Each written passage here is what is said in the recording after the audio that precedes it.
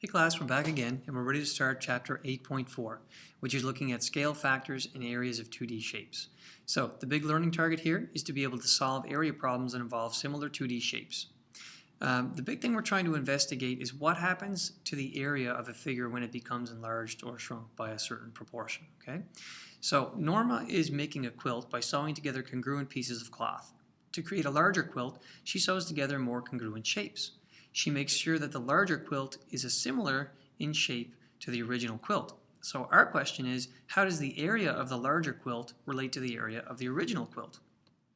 So to do that, we're going to kind of play around. So I'm going to assume that these are our quilt patches and that we're going to build a quilt together. As we build that, you'll notice that we have a table that talks about the length in inches, the width in inches, and what the original area would be. Now, we're going to build a rectangular quilt. And so our area is going to come from our length times our width, just so you're aware. So it says, suppose that Norma uses square pieces of fabric. So I want you to pretend with me, I can see that these aren't square, but just pretend they're squares with me. Measure the dimensions of one square and determine its area, and create a table like the one below and record the dimensions and area. So what I want you to pretend with me for right now is that the length and the width of these pieces are 1. And so what that means is that every single one of these pieces has an area equal to 1. So that'll keep calculations easy and we can just explore what's happening with the math. So it says starting with one square, add enough squares to create a larger square that has doubled the original dimensions. So record its dimensions and area in your table. So for example, if we were starting with just one square, my length would be 1, my width would be 1, and my area would be 1. So what we now want to do is we want to start to add in more pieces, but we want to keep the idea of maintaining a square. So pretend that I've just added in another square. You can see how I have a rectangle. Well, I need to keep adding pieces. And I'll try and make this a nice, pretty quilt. I'm going to keep adding pieces until I get a square. Now again, I can tell this is a rectangle, but play along with me. Remember, just pretend that these are squares. So this would create a new square. And I have doubled my length and I've doubled my width. So you'll notice now that if I was go to my length, I would say it's 2. My width is 2. And my area has become 4. Okay? It says add more squares to create a larger square that's now 3 times the original dimensions. Record the dimensions and the area of the larger one in your table. So let's keep doing that. Let's add in and try and make another square. So I'm just going to keep adding in pieces. You see, I'll try and keep our pattern going here. Maybe you can already see what's going to happen, but you can see that I now have a length of 3, a width of 3, and an area of 9. So 3, 3, and 9. Okay? It says predict the area of a square that has 4 times its original dimensions, and check your prediction and record the dimension of the area of this square in your table. So if you notice, the original was a depth of, an area of 1. Now the question is, how is it that I got to 4? What's happened here? Well, we could look at it like, hey, that's a difference there of 3. And then some people might look and say, well, this is a difference between 4 and that of 5. Or you could look largely and say from 1 to 9 was a gap of 8. One thing I'm noticing is that this went up by 3, this went up by 5. So one conjecture we could make is that when this becomes 4 and this becomes 4, we can see that our area would be 16. So it looks as though this from 9 to 16 goes up 7. And you can see we're on 3, 5, 7, 9, so on and so forth.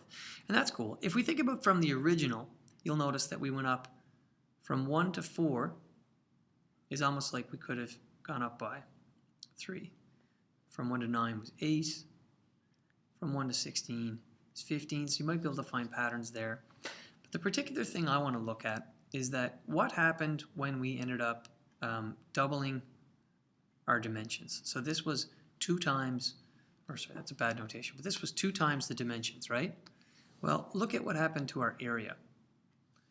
It was 2 times the dimensions, and we got back an area of 4. So think about how 2 relates to 4. When we tripled our dimensions, when we went 3 times as big, look at 3, we ended up getting back 9. When we went 4 times as big, if we had it drawn out, we go 4 times as big, we got back 16. So hopefully you're seeing what's actually happening here is that our scale factor is k. So our scale factor here was 2, our scale factor here was 3, our scale factor here was 4, but the area scale factor looks to be k squared. And so that's kind of a cool pattern. So one conjecture we can make is that if you increase a figure by a scale factor of k, its area is going to increase by k squared. So let's keep going with our investigation. As the square grows larger, how does it relate to the scale factor of k and the area of the original square? Well, again, a scale factor of k results in a factor of k squared in the area. So the question is, that worked for what we call squares, but will it work for triangles if we start to make a triangular piece of fabric? So let's just double check very quick. Let's see if we can piece this together. So I'm going to start off with one triangle here, and let's pretend again that this triangle has an area of 1. Okay, so if this has an area of 1, just stay with me and we'll call that 1. Don't worry too much about the base and the height. I guess we could say the base is 1 and the height is 1, and that would result in an area of 1. So if we look at this, let's start to piece in triangles. Now remember, I need to keep a triangular figure here. So if I put that in, and I put this in, you can see how I'm almost at a triangle if I was to take these and flip them around. So maybe what I'll do is raise them up. Let's raise these up, and let's put one additional one in here. So if you look at, if we were considering this to have a base and a height of 1, these triangles, then now we have a base of 2, so we've gone up, and our height, if you notice, would be 1, 2. Okay, so that gives us a height of 2. So that would end up giving us base times height. That gives us an area of 4. I'm going to try and move this out of the way a little bit. I think you guys still get the idea. If we were to continue with this, so if we were to try and say build on and say put one more there,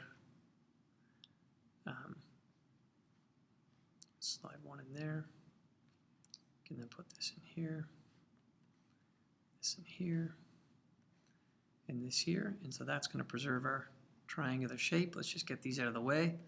So again, assuming a base of 1 and a height of 1, what is this quilt going to tell us? Well, if you look at it, we've got 1, 2, 3. That's 3 times as wide. And we would have 1, 2, 3. That's 3 times as high. And so in the end, we end up with 9. And so again, does it look like, again, if we thought about what our scale factor is, our scale factor here is 2, our scale factor here is 3. Look at the relationship of the area.